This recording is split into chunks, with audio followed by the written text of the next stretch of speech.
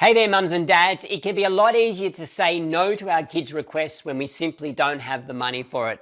But what about those times where we can afford it, but we still need to say no? In this video, I am going to share with you a letter I wrote to my kids explaining to them one of the reasons, this is just one of the reasons, why sometimes we will say no to their requests even though we could actually afford to do it.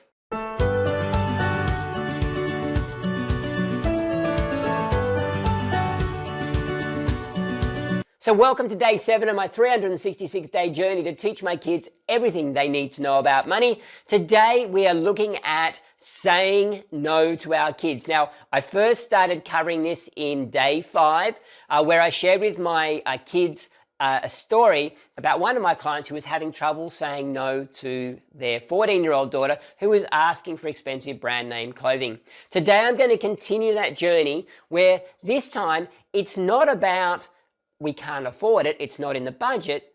It's another reason why we need to say no to our kids as parents. Now, this one's very near and dear to my heart because as a financial coach, I often see parents buying things for their kids and setting their kids up with unrealistic lifestyle expectations. So that is the issue that I'm going to address in today's letter to my kids. So here we go. Hey kids, a couple of days ago, I shared with you a story about one of my clients who was struggling to say no to their daughter's request to buy her a pair of Birkenstock boots. When I was sharing this story with you, I told you that sometimes parents just have to say no because it's simply not in the budget.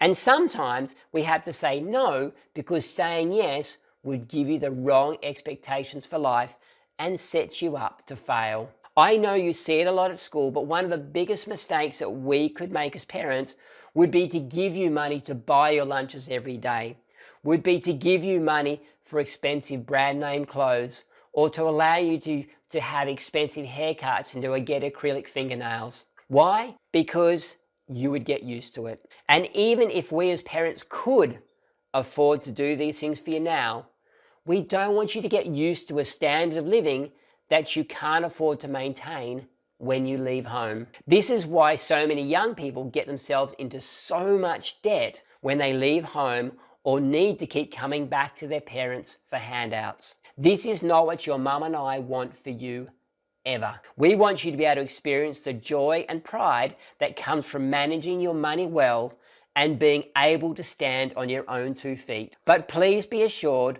we love to give you guys good things. And as we have done in the past, we will splurge from time to time, but it will be the exception rather than the rule. Love, Dad. So mums and dads, I hope you get the gist of what I'm saying in this letter to my kids. Sometimes we say no because we can't afford it, yes, but often we have to say no because it's setting our kids up with unrealistic lifestyle expectations. So often I'll see young people who have been brought up to expect to be able to get their nails done, to have their hair done, to get the brand name clothing, to eat out on a regular basis. And yet when they leave home, they're trying to maintain that standard of living on a much lower income. And as a result, it goes one of 2 ways. Firstly, they get themselves into a whole heap of consumer debt.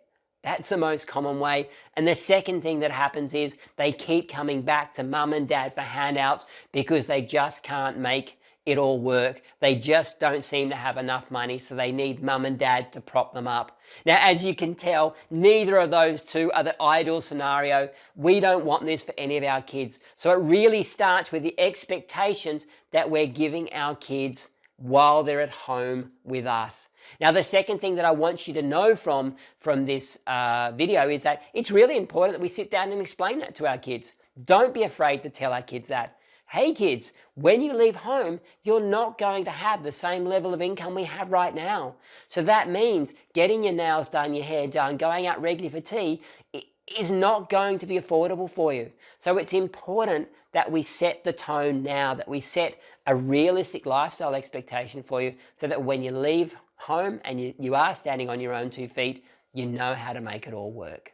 And to continue following my journey as I teach my kids everything they need to know about money over the next 12 months, please click on the subscribe button, my left, your right, click on that button, and together we can teach our kids everything they need to know about money so they can live their lives, pursue their dreams free of money worries.